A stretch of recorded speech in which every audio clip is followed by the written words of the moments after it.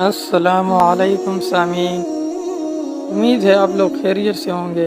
سیرت نبی صلی اللہ علیہ وسلم اور عربیوں کی تاریخ ایپیسوڈ نمبر 3 میں خوش آمدید۔ قحطان حضرت نوح علیہ السلام کا پوتا تھا، جس کے نام پر یہ لوگ بنو قحطان کہلائے۔ عرب اربا یعنی بنو قحطان کا اصل گہوار ملک یمن تھا۔ ان میں سے 2 قبائلوں نے بڑی شہرت حاصل کی، ایک حمیر اور دوسرا کہلان۔ بنی کہلان نے ہی آگے چل کر ملک شام کی اطراف میں بادشاہت قائم کی اور آل حسان کے نام سے مشہور ہوئے۔ پہلے یہ لوگ یمن کے علاقے میں قیام پذیر ہوئے۔ مشہور ملکہ سبا یعنی حضرت بلقیس کا تعلق بھی بنو قحطان کی ایک شاخ سے تھا۔ پھر ایک دور آیا کہ بنو قحطان کو سرزمین عرب کے دوسرے علاقوں میں نقل مکانی کرنی پڑی۔ اس کی ایک وجہ تو مشہور سیلاب ہے جو مارب بند ٹوٹ جانے کی وجہ سے آیا، جس کے نتیجے میں ان لوگوں کو جان بچانے کے لیے دوسرے علاقوں کا رخ کرنا پڑا۔ اس سیلاب کا ذکر قرآن مجید میں بھی آیا ہے۔ اور دوسری وجہ یہ کہ جب ان کی آبادی پھیلی تو مجبوراً ان کے مختلف قبائل کو یمن سے نکل کر اپنے لیے نئے علاقے ڈھونڈنا پڑے، جس کے نتیجے میں یہ لوگ جزیرہ نما عرب کے طول و عرض میں پھیل گئے، جبکہ کچھ قبائل شام و ایران اور عرب کے سرحدی علاقوں کی طرف بھی نکل گئے اور وہاں اپنی آبادیاں قائم کی، جبکہ ایک قبیلہ بنو جرہم ثانی مکہ کی طرف جا نکلا اور زمزم کے چشمے کی وجہ سے حضرت ابراہیم علیہ السلام کی زوجہ ہاجرہ علیہ السلام کی اجازت سے وہاں آباد ہو گیا۔ بنو قحطان کا ہی ایک قبیلہ ازد کا سردار ثعلبہ اپنے قبیلے کے ساتھ یثرب مدینہ کی طرف آیا اور یہاں جب چند خاندان بنی اسرائیل کے رہتے تھے انہیں مغلوب کر لیا، قلعے بنائے اور نخلستان لگائے۔ اسی کی اولاد سے اور اوس اور خزرج مدینہ کے 2 مشہور قبیلے تھے جن کا تاریخ اسلام میں بہت اونچا مقام ہے۔ عرب مستعربہ سرزمین عرب پر سب سے آخر میں آباد ہونے والے بنو اسماعیل تھے، انہی کو عرب مستعربہ بھی کہا جاتا ہے۔ ان کے جد اعلیٰ حضرت ابراہیم علیہ السلام عراق کے شہر ار کے باشندے تھے، جہاں سے اس مشہور واقعے کے بعد جس میں آپ علیہ السلام نے شہر کے بڑے مندر کے سارے بت توڑ ڈالے تھے اور آپ ہجرت کر کے شہر حران اور وہاں سے پھر فلسطین جا کر اس ملک کو اپنے پیغمبرانہ سرگرمیوں کا مرکز بنا لیا۔ دعوت و تبلیغ کے لیے یہاں سے آپ بیرون ملک بھی تشریف لے جاتے، چنانچہ ایک بار مصر تشریف لے گئے۔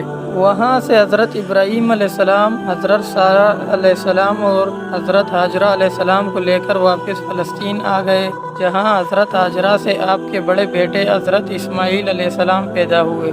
اس وقت تک حضرت سارہ بے اولاد تھی اور انہیں اس پر بہت رنج ہوا۔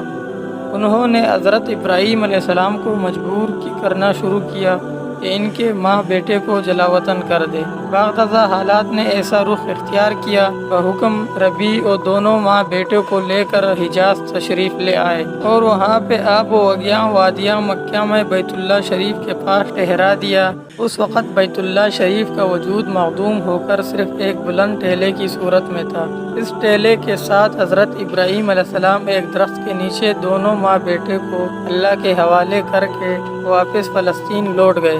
چند دن میں پاس موجود کھجور اور پانی ختم ہو گیا تو تب چشمے زمزم کا مشہور واقعہ ظہور پذیر ہوا۔ روایت کے مطابق جب کانا پانی ختم ہو گیا اور شدت گرمی اور پیاس سے حضرت اسماعیل علیہ السلام کی حالت خراب ہونا شروع ہوئی تو حضرت ہاجرہ ایک عظیم ماں کی وہ بے قرار دوڑ شروع ہوئی، جو آج بھی حج کا ایک لازم حصہ ہے۔ آپ پانی کے تلاش میں کبھی صفا پہاڑی پر چڑھ کر دور دور تک دیکھتی کہ شاید کہیں پانی نظر آئے، اور کبھی صفا کے مخالف سمت میں مروہ پہاڑی پر چڑھ کر دیکھتی مگر وہاں پانی ہوتا نظر نہیں آتا۔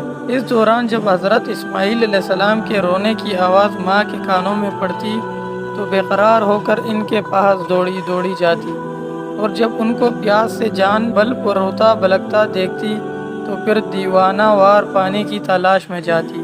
اسی اثنا میں کیا دیکھتی ہے کہ جہاں ننھے اسماعیل علیہ السلام اپنی ایڑیاں رگڑ رہے تھے وہاں سے پانی کسی چشمے کی صورت ابل رہا ہے۔ بھاگ کر بیٹے کے پاس پہنچی اور بیٹے کو پانی پلایا، خود بھی پیا اور اس چشمے کے ارد گرد تالاب کی صورت میں مٹی کے منڈیر بنا دیے۔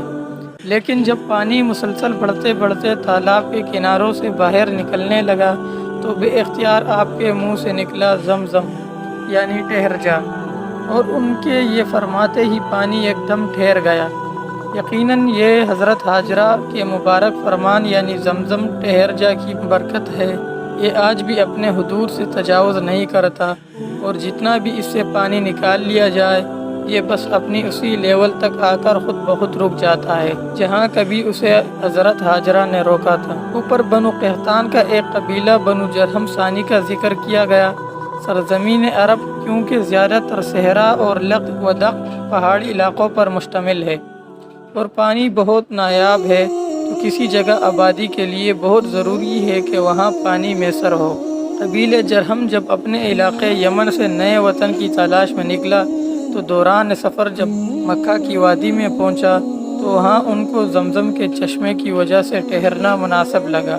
کیونکہ چشمے کی مالک حضرت حاجرہ تھی تو انہوں نے حاجرہ کی اجازت سے چشمے کے ساتھ میں ڈیرے ڈال دیے اور آباد ہو گئے۔ یوں حضرت حاجرہ اور حضرت اسماعیل علیہ السلام کو ایک مضبوط عربی قبیلے کا ساتھ میسر آیا۔ اس قبیلے سے حضرت اسماعیل علیہ السلام نے عربی سیکھی۔ جب جوان ہوئے تو پہلے اس قبیلے کی ایک عام عورت کے ساتھ اور بعدازاں اسی قبیلے کے سردار کی بیٹی کے ساتھ حضرت اسماعیل علیہ السلام کی شادی ہوئی۔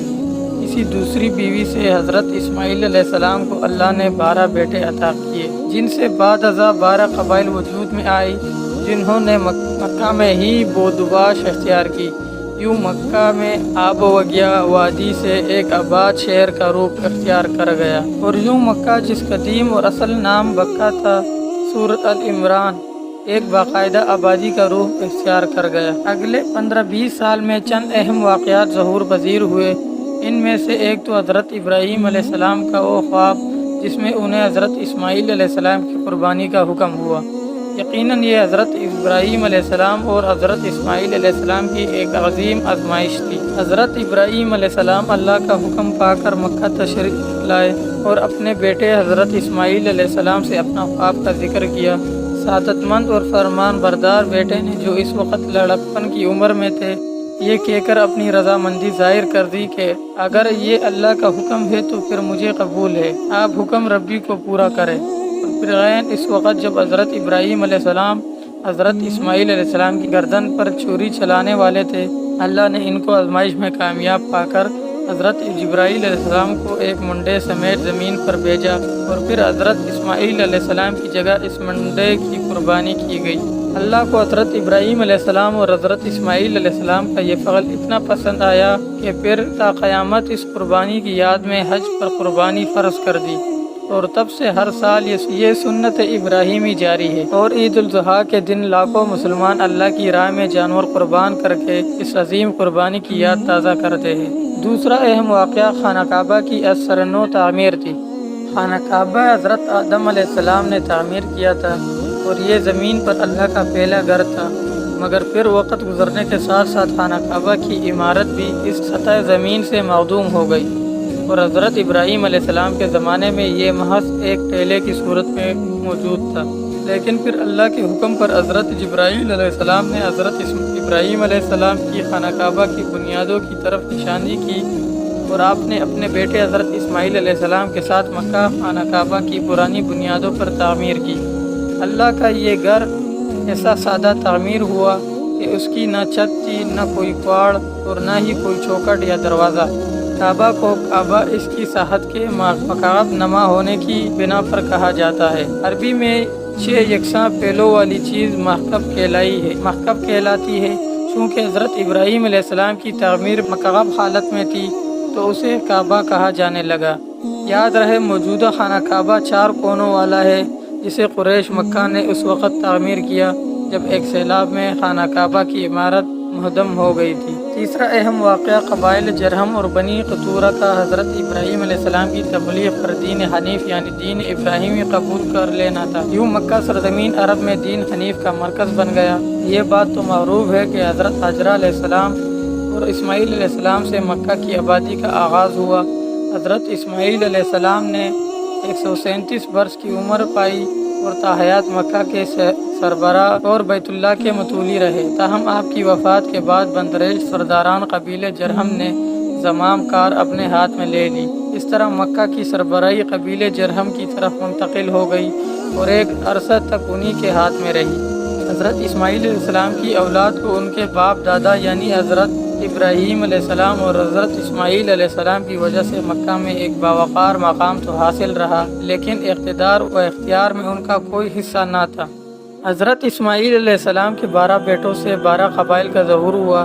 ताहम वक़्त के साथ बाकी सब कबाइल तो ज़माने की तेज़ तारीकियों में दब गए। अलबत्ता 2 बेटों नाबत और क़ेदार की औलाद इस गुमनामी से बच गई। नाबत की औलाद तो बाग़दाद शुमाली हिजाज़ की तरफ निकल गई, लेकिन क़ेदार बिन इस्माईल की औलाद वादी मक्का में ही पेलती फूलती रही, यहाँ तक कि अदनान और उनके बेटे महद का ज़माना आ गया। अदनान नबी करीम सल्लल्लाहु अलैहि वसल्लम के सिलसिला नसब में 21वें पुष्प पर आते हैं। उन्हीं की औलाद से फ़हर बिन मालिक बिन नसर बिन किनाना नामी बुज़ुर्ग से कबीले कुरैश वजूद में आया। मुद्दत बाद जब कबीले जरहम कमज़ोर पड़ा तो बनु अदनान का सियासी सितारा जगमगाना शुरू हुआ और धीरे धीरे बनु जरहम के साथ बनु अदनान की कशमकश शुरू हो गई। उसका नतीजा ये निकला, आखिर बनु अदनान ने कबीले बनु ख़ज़ा के साथ मिलकर बनु जरहम से जंग छेड़ दी और बनु जरहम को मक्का से निकाल कर इक़्तिदार पर महरूम कर दिया। ये दूसरी सदी ईस्वी का वाक़या है। बनु जरहम के सरदार ने शिकस्त खाकर मक्का छोड़ते वक़्त जमजम के कुएं में कई तारीख़ी चीज़ें और हिजर असोद निकाल कर दफन कर दिए और कुएं मिट्टी से पाट दिया। इसके बाद अपने कबीले को लेकर यमन चला गया। ताहम बनु ख़ज़ा ने मक्का पर कब्ज़ा करने के बाद बदनीयती की और अपनी आदती अक्सरियत और ताकत का फ़ायदा उठाते हुए बनु अदनान को शामिल किए बग़ैर तनहा अपनी हुक्मरानी कायम कर ली।